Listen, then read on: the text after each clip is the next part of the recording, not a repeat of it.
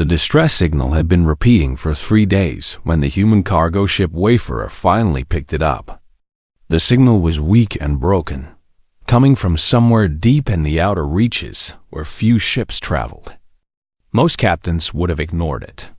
The outer reaches were dangerous, and helping strangers rarely paid well. But Danny Cole was not most captains. He sat in the captain's chair, rubbing his tired eyes as he listened to the broken message. The voice was strange, high, and musical, speaking in a language the ship's computer struggled to translate. But the meaning was clear enough. Someone was hurt. Someone needed help. Their ship was dying. "What do you think?" asked Katie Murray, his second in command.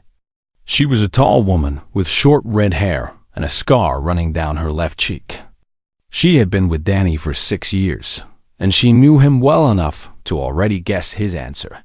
"I think we changed course," Danny said. Katie nodded. She had expected nothing less.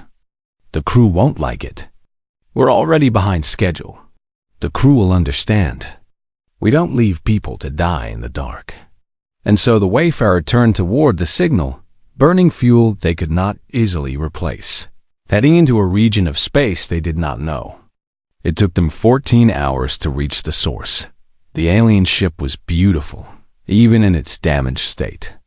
It was long and curved, like a silver leaf floating in the void.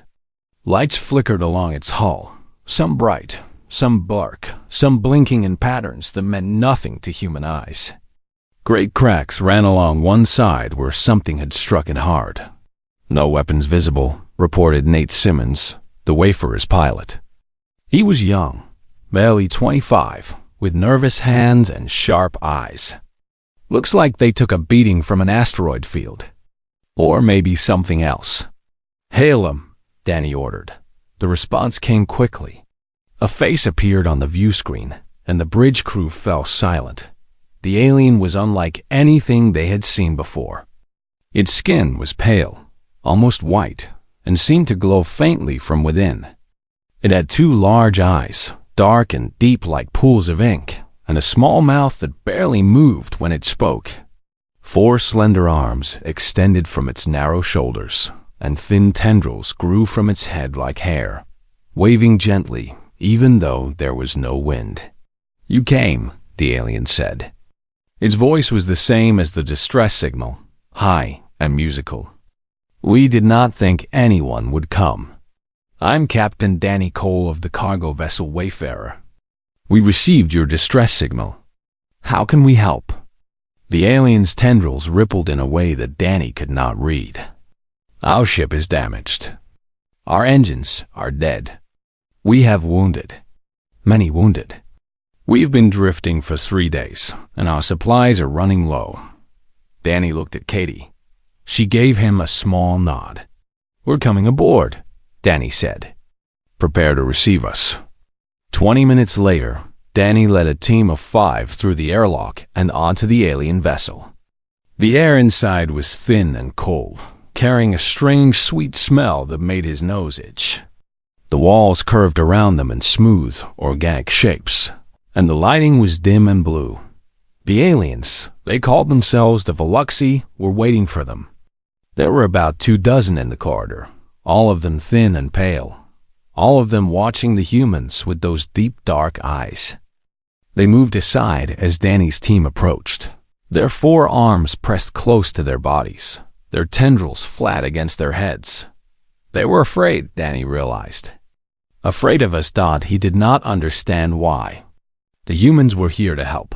A Veluxi elder stepped forward. His skin was more gray than white, and his movements were slow and careful. "I am Soleth, captain of this vessel, the Starlight Horizon. We thank you for answering our call." "Happy to help," Danny said. "What do you need?" "Our engineers require assistance with the engines. Our medical bay is overwhelmed. We have food, but our water recyclers are damaged." Soleth paused. "We have nothing to offer in payment. We are a science vessel, not a trading ship." "We're not here for payment," Danny said. "We're here because you needed help." Soleth's tendrils rippled again. Danny was starting to think it was a sign of confusion. The work began immediately. Danny sent Nate and 2 others to help with the engines, while he and Katie headed for the medical bay with Greg Palmer, the Wayfarer's medic. Greg was a quiet man in his 40s, with gray in his beard and steady hands that had stitched up more wounds than he could count. The medical bay was crowded. Veluxi lay on curved beds, some unconscious, some moaning softly. Their blood was blue, Danny noticed. Bright blue, like the sky on a summer day. It stained the white walls and the pale hands of the medical officer who rushed between patients. The medical officer was named Thyrol. Thyrol was younger than Solith, with quicker movements and brighter eyes. Thyrol greeted the humans with a mixture of gratitude and nervousness, accepting Greg's offer of assistance with visible relief. "Your medicine may not work on our biology," Thyrol warned. "We are very different." "Then we'll learn," Greg said simply. "Show me what you need." Katie and Danny helped where they could, carrying supplies, moving patients, clearing debris from a section of the bay that had been damaged in whatever accident had struck the ship. It was hard work, and the cold, thin air made it harder. That was when Katie cut her hand. She was moving a piece of twisted metal when it slipped, and a sharp edge sliced across her palm. She cursed and pulled back, blood already welling up from the wound. Tyrell appeared at her side in an instant. "You are injured. Let me help." "It's fine," Katie said. "Just a scratch." But Tyrell was already guiding her to a clear bed, already reaching for supplies. The Veluxi medic worked quickly, cleaning the wound with a solution that stung, preparing to seal it with something that looked like liquid glass dot. Then Tyrell stopped. The alien's eyes went wide. The tendrils on Tyrell's head stood straight up, quivering. Tyrell leaned closer to Katie's hand, and then jerked back as if struck. "Your blood," Tyrell whispered. "It smells like metal, like steel." Katie blinked. "What? Why does your blood smell like steel?" Tyrell's voice was rising, attracting the attention of other Veluxi nearby. "What is wrong with you? Are you sick? Are you poisoned?" Katie looked at Danny, then at Greg, then back at Tyrell. She did not understand why the alien was so upset.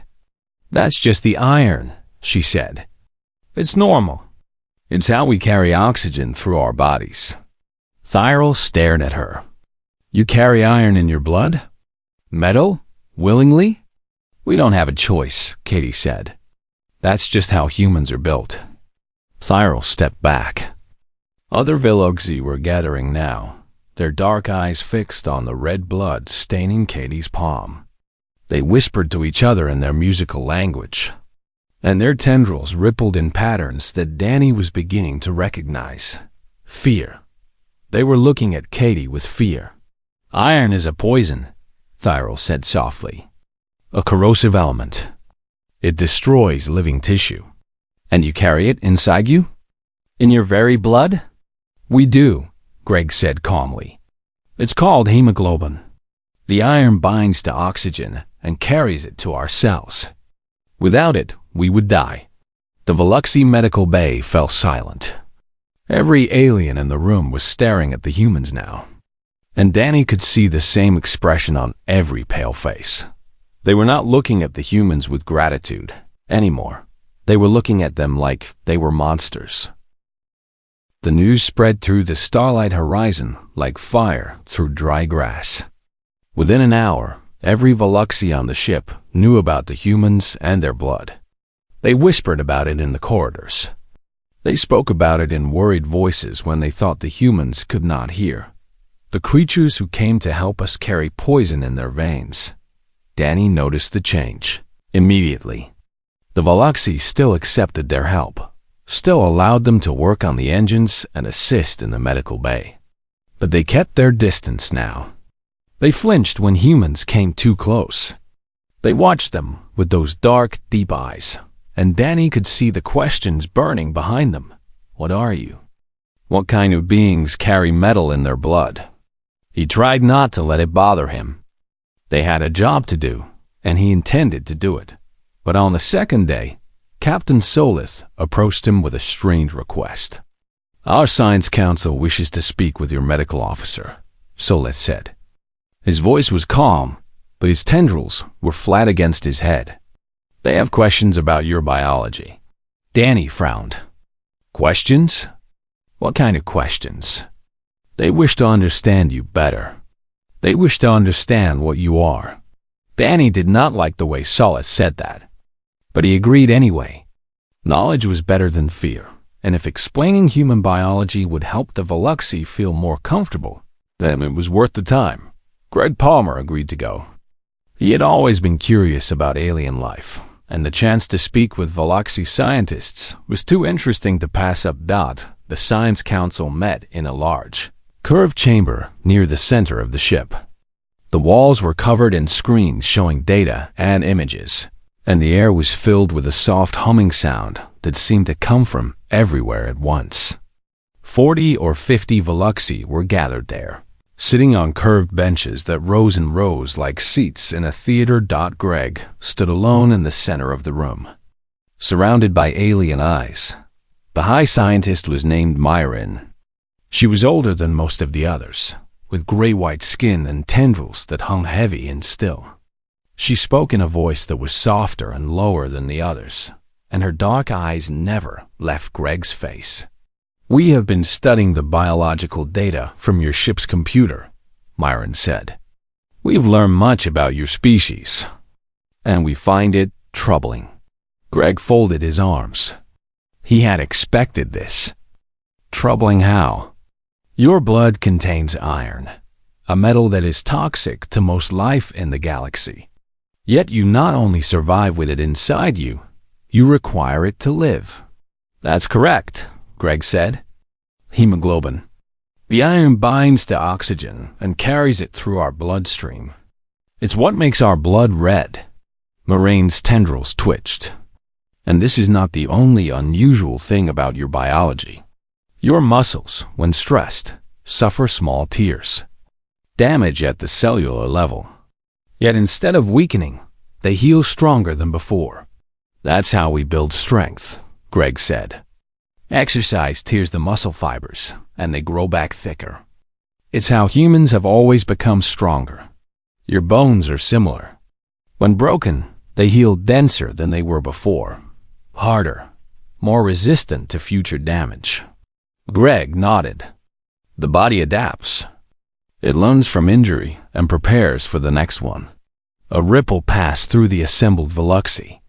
Greg could hear them whispering to each other, their musical voices blending into a soft chorus of unease. Myron continued. "Your bodies also produce a chemical called adrenaline. We have studied its effects. When released, it increases your heart rate, heightens your senses, suppresses pain, and triggers aggressive impulses." She paused. "You have a hormone specifically designed to make you better at violence." Greg was quiet for a moment. He could feel the weight of their stares, the judgment in their eyes. "Adrenaline isn't just for violence," he said carefully. "It's a survival mechanism. It helps us respond to danger. It helps us protect ourselves and others. It gives us the strength to do things we couldn't normally do." "Such as fight," Myron said. "Yes, such as fight." The chamber fell silent. Myron rose from her seat and walked slowly down toward Greg, her forearms folded behind her back.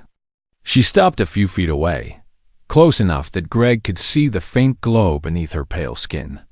"You are not evolved for peace," Myron said softly. "Your bodies are not designed for harmony. You are evolved for damage, for survival through conflict, for war." Greg met her eyes. "Maybe, but we're also evolved for something else." "And what is that?" "Empathy," Greg said. "Cooperation, love. The same biology that makes us capable of violence also makes us capable of sacrifice. We don't just fight to destroy. We fight to protect. We fight for each other.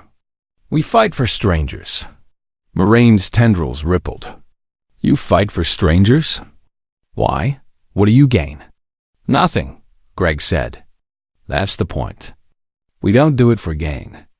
We do it because it's right.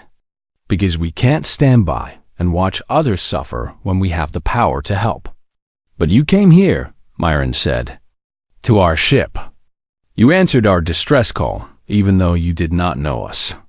Even though helping us cost you time and fuel and risk. Why? Greg smiled slightly.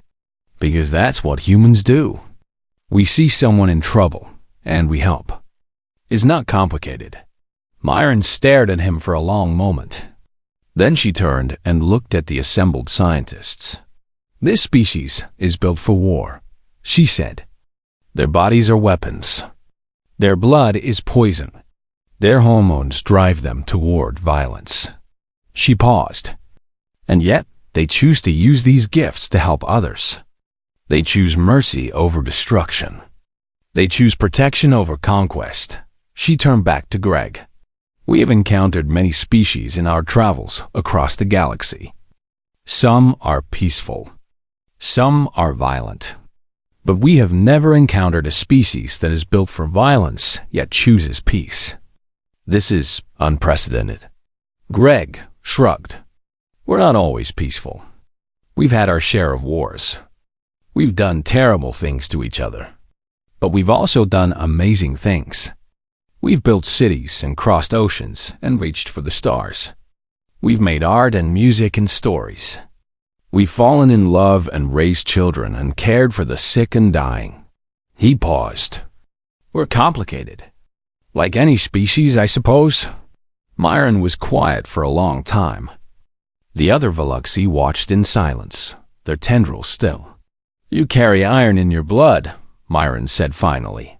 A poison that gives you life. Perhaps that is a fitting symbol for your kind. Dangerous, yet vital. Destructive, yet sustaining. I never thought of it that way, Greg admitted. But I like it. Moraine's tendrils lifted slightly. It was the first time Greg had seen a Veluxi make that gesture. Later, he learned that it meant respect. The meeting ended shortly after. Greg returned to the medical bay, where Katie and Danny were waiting for him. How did it go? Katie asked. Greg considered the question. I think they understand us a little better now. I'm not sure if that's good or bad. What did you tell them? Danny asked. The truth, Greg said.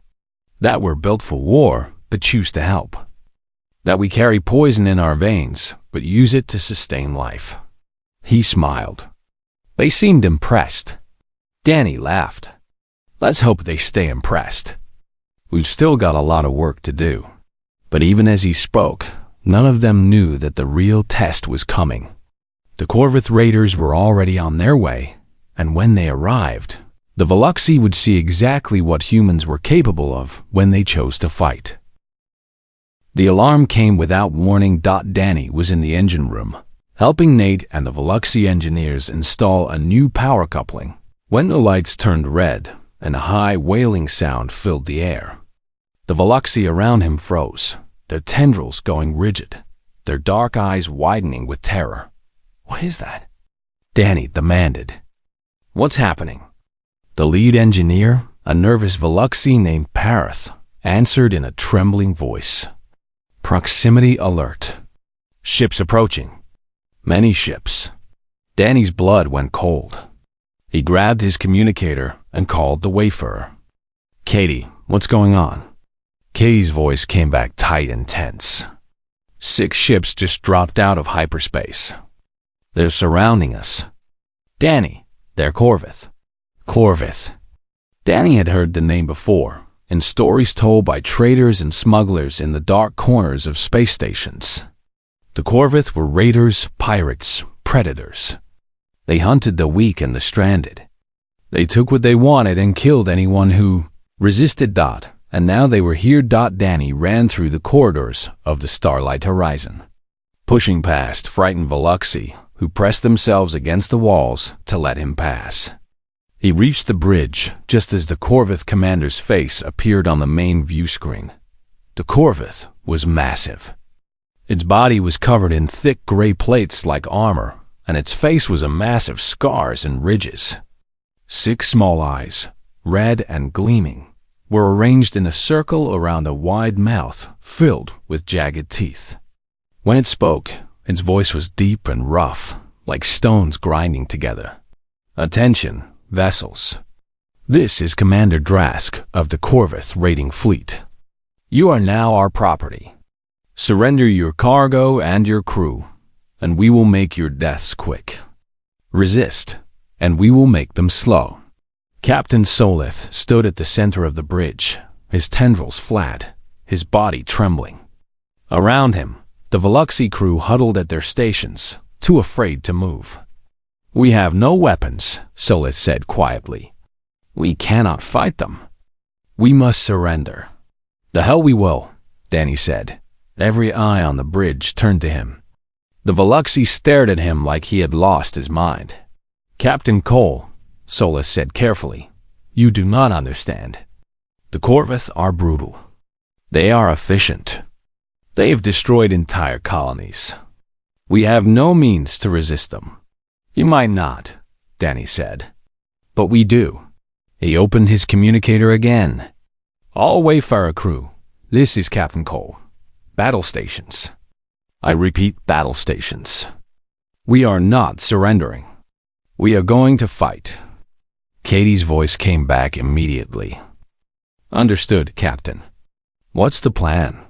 Danny looked at the view screen, where 6 Corvith ships hung in the darkness like black daggers. He looked at the terrified Veluxy around him. He looked at his hands, scarred and calloused from years of hard work. "We defend both ships," he said. "We seal the corridors, build barricades, and make them pay for every inch. They want to board us? Fine, let them come. But they're going to bleed for it." Solus' tendrils twitched. "You cannot be serious. There are only 17 humans between both vessels. The Corvith boarding parties will number in the hundreds. 17 humans," Danny said, "is enough." The Corvith gave them 1 hour to surrender. Danny used every minute of it. The humans moved through both ships like a storm, transforming peaceful corridors into death traps. They sealed doors and welded them shut. They built barricades from cargo containers and debris. They rigged power conduits to overload on command, turning them into improvised explosives. Katie led a team through the Wayfarer, turning their small cargo ship into a fortress. She welded blades onto metal poles to make spears. She fashioned shields from cargo panels. She found a crate of old mine charges and carefully armed them, placing them at key choke points. Greg set up a medical station in the center of the starlight horizon, stocking it with every supply he could find from both ships. He knew there would be casualties. He knew there would be blood. He prepared for the worst and hoped for something better. Danny coordinated everything, moving between both ships through the connected airlocks, checking positions, adjusting defenses, speaking to each crew member personally. "This is going to be bad," he told them. "Some of us might not make it, but we're not going to let these bastards take the ship. We're not going to let them hurt these people. We fight until we can't fight anymore, and then we fight some more. That's what we do. That's who we are." The Veluxy watched all of this with amazement. They had never seen anything like it. Their own crew had given up the moment the Corvith appeared. But the humans acted like surrender had never occurred to them, like it was not even a possibility worth considering. Captain Solith found Danny as the hour neared its end. "Why are you doing this?" Solith asked. "You could escape. Your ship is fast. You could leave us and save yourselves." Danny shook his head. "We don't leave people behind. But we are strangers. You owe us nothing." "We owe you everything," Danny said. "We came here to help you. If we run now, if we leave you to die, then we're not worth saving ourselves. The Corvith can take our lives, but they can't take what we are. And what we are is people who protect each other." Solith's tendrils rippled slowly. "I do not understand you," Your biology is violence. Your blood is iron. Your bodies are weapons. Yet you speak of protection, of sacrifice, of honor. That's the thing about humans, Danny said. We're full of contradictions. We're capable of terrible things and beautiful things. The choice of which one we become is up to us. He smiled grimly. Today, we choose to be beautiful. The hour ended. The Corvette attacked. The first boarding pod slammed into the Starlight Horizon's hull with a sound like thunder. Danny felt the ship shudder beneath his feet. He heard the distant shriek of metal tearing as the Corvette cut through. "Here they come," he said into his communicator. "All positions, hold the line. Make them pay." The Corvette poured through the breach like a dark flood. They were huge, armored, savage. They carried weapons that glowed with cruel energy. They roared as they charged forward, expecting easy prey, expecting victims who would cower and beg. They found Katie Murray instead. She stood at the first barricade, a welded spear in her hands, a makeshift shield strapped to her arm. Behind her, 3 other humans waited, their faces hard, their eyes steady. The first Corvette to reach her was nearly 3 times her size. It swung a massive blade at her head, expecting to cut her in half. Katie ducked under the swing, drove her spear into the gap between its armor plates, and twisted. The Corvette screamed and fell. Before it hit the ground, Katie had pulled her spear free and was stabbing at the next one. The corridor became chaos. The Corvette pushed forward, and the humans pushed back. Blood sprayed across the walls, red and blue, and the dark ichor of the raiders. The air filled with screams and roars and the clash of metal on metal. The Veluxi watched from behind sealed doors, their faces pressed against viewports, their eyes wide with disbelief. The humans were winning, Don. It did not seem possible. The Corvettes were stronger, larger, better armed. They should have swept through the defenders like a wave through sand. But the humans would not break. They would not run. They held the line with a fury that the Corvette had never encountered before. And somewhere deep in the ship, Danny Cole drew his knife and prepared to join the fight. The real battle was just beginning. The second boarding pod hit the Wayfarer on its port side. The third hit the Starlight Horizon near the engine room. By the time the fourth pod breached, the corridors of both ships had become a war zone. Danny Cole fought his way through the chaos with nothing but a knife and a length of steel pipe. He had lost his communicator somewhere in the first clash, when a Corvette twice his size had tried to crush his skull against a wall. Danny had driven his knife into the creature's eye and kept moving. Blood ran down his face from a cut above his eyebrow. His left arm ached from where a Corvette blade had glanced off his improvised armor.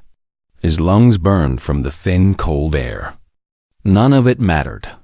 He had a job to do. The humans fought in small groups, moving through the corridors like wolves. They knew they could not match the Corvette in strength, so they used speed and cunning instead. They ambushed raiding parties at intersections. They collapsed barricades on top of them. They set off mining charges and flooded sections with fire. Katie Murray held the central corridor of the Starlight Horizon with 4 others. Her spear had broken an hour ago, so she fought with a piece of wreckage that might once have been part of a door. Her shoulder had been dislocated when a Corvette had grabbed her arm and thrown her into a wall. She had popped it back into place herself, grinding her teeth against the pain, and returned to the fight. The Veluxi medical officer, Tyrell, watched from behind a sealed door as Katie took down another raider. The human woman was covered in blood, some of it red, most of it dark Corvette ichor. She was limping. She was gasping for breath. And she was still fighting. How is this possible? Tyrell whispered. She should be dead. Her wounds alone should have killed her by now. Captain Soleth stood beside the medical officer, his tendrils pressed flat against his skull. It is the adrenaline, he said quietly. The war hormone. It is keeping her alive. No hormone should do this, Tyrell said. No biology should allow this. She is broken in a dozen places, yet she fights as if she feels nothing. She feels it, Sola said. She simply chooses to ignore it. The Corvith pushed harder. More pods arrived, more raiders poured through. The humans were forced back, step by bloody step. Giving ground, they had fought so hard to hold. Greg Palmer had turned the medical station into a battlefield hospital. He worked without rest, stitching wounds, setting bones, keeping the wounded alive long enough to return to the fight. His hands were stained red up to the wrists. His face was calm. He had been a combat medic once, long ago, before he joined the Wayfarer. He remembered the training. He remembered the focus. He remembered how to save lives in the middle of hell. Nate Simmons, the young pilot, had been hit twice. A blade had opened his side, and a piece of shrapnel had torn through his thigh. But he had crawled back to the engine room, sealed the door behind him, and rigged the main power conduit to explode if the Corvith broke through. Just give me the word. Captain, he said into the backup communicator he had found. I can take out half the ship. Hold that option. Danny's voice crackled back. We're not done yet. The fighting had been going on for 3 hours when the Corvith made their final push. Commander Drask led it himself. He was the largest of the raiders, covered in scars and trophies from 100 conquests. He had grown tired of watching his warriors die against these strange, stubborn creatures. He would finish this himself. Drask tore through the barricades like they were made of paper. He killed 2 humans in the first minute, crushing them with his armored fists before they could react. He roared in triumph, his 6 red eyes blazing, his jagged teeth gleaming in the dim light. Then Danny Cole stepped into his path. Danny was not impressive to look at. He was of average height, average build. His clothes were torn and bloody. His knife was chipped and dull. But he stood in the middle of the corridor like he belonged there, like nothing in the universe could move him.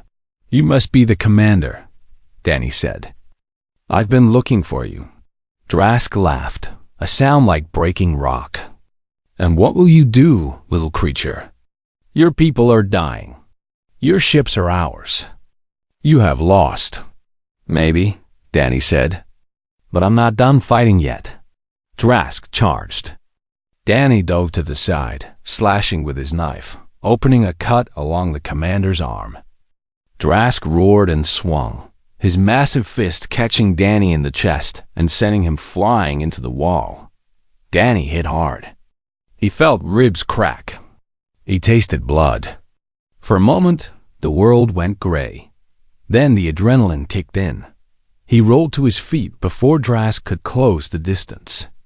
His body screamed in protest, but he ignored it. He had been ignoring pain his entire life.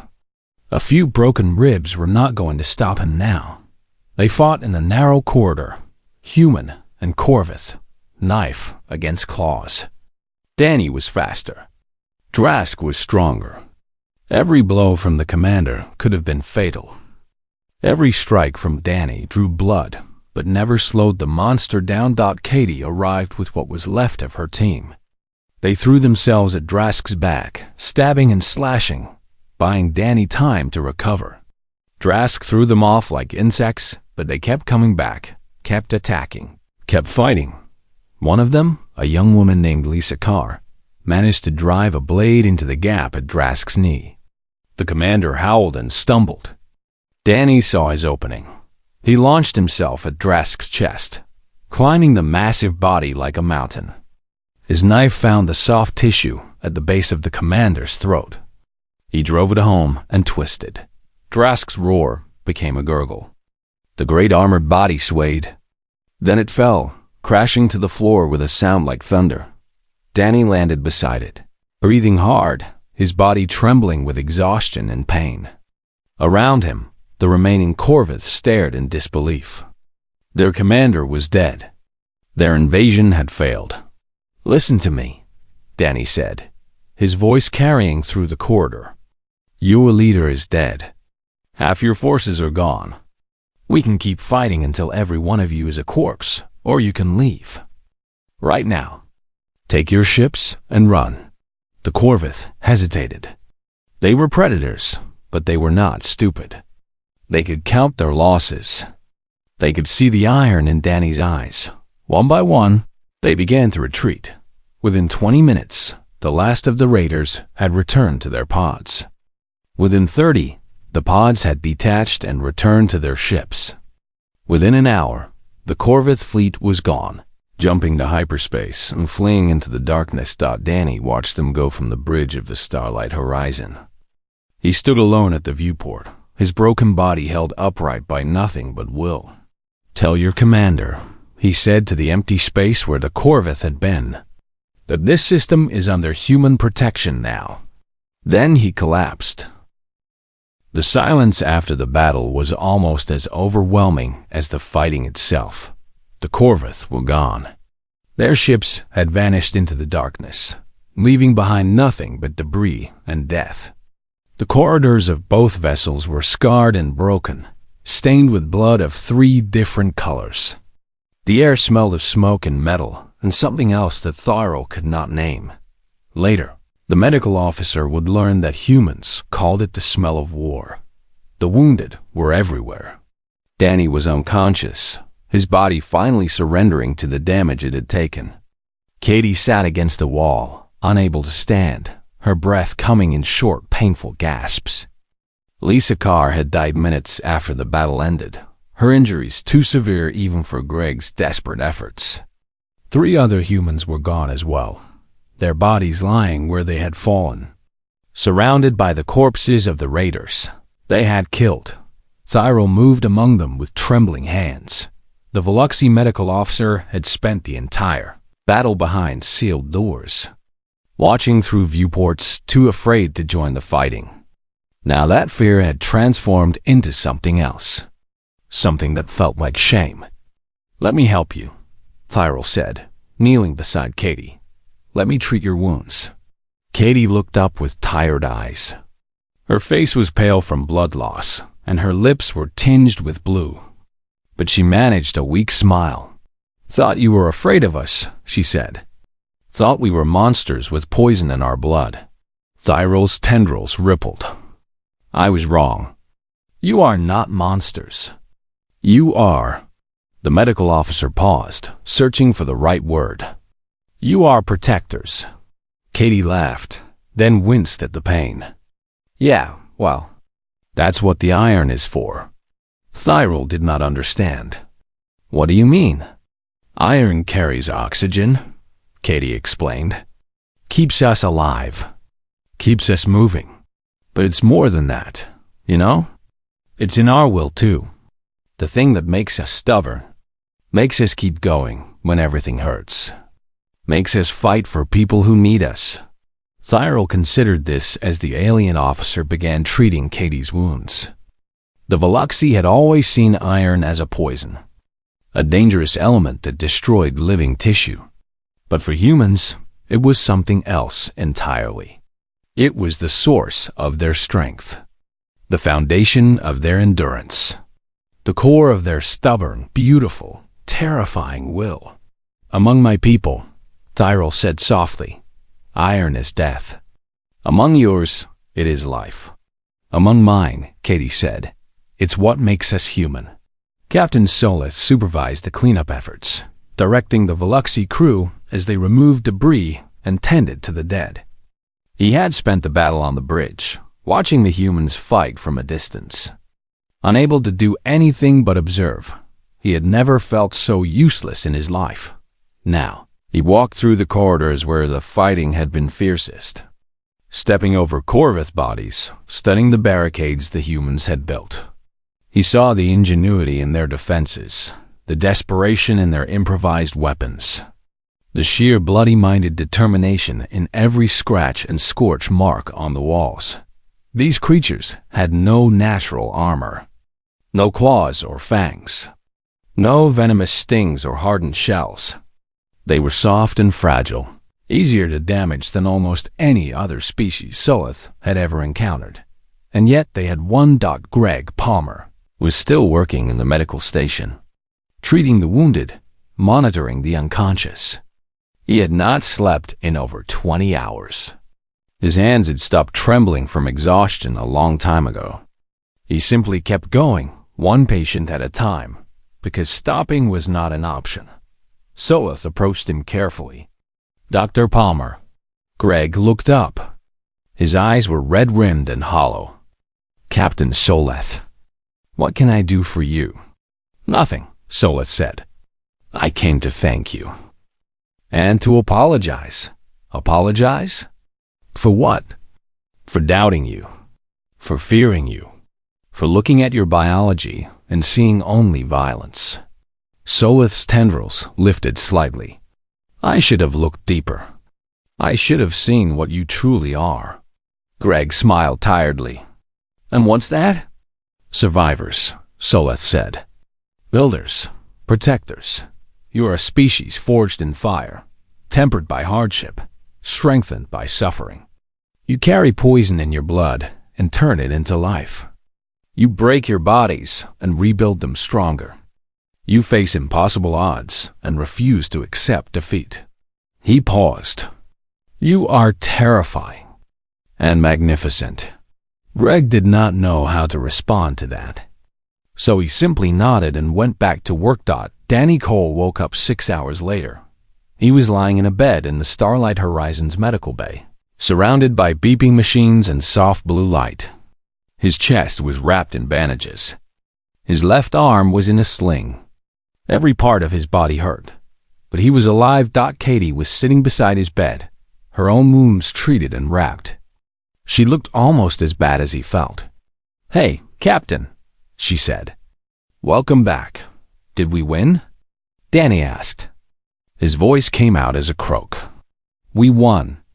The Corvus are gone. Both ships are safe. We lost Lisa and 3 others, but everyone else is going to make it."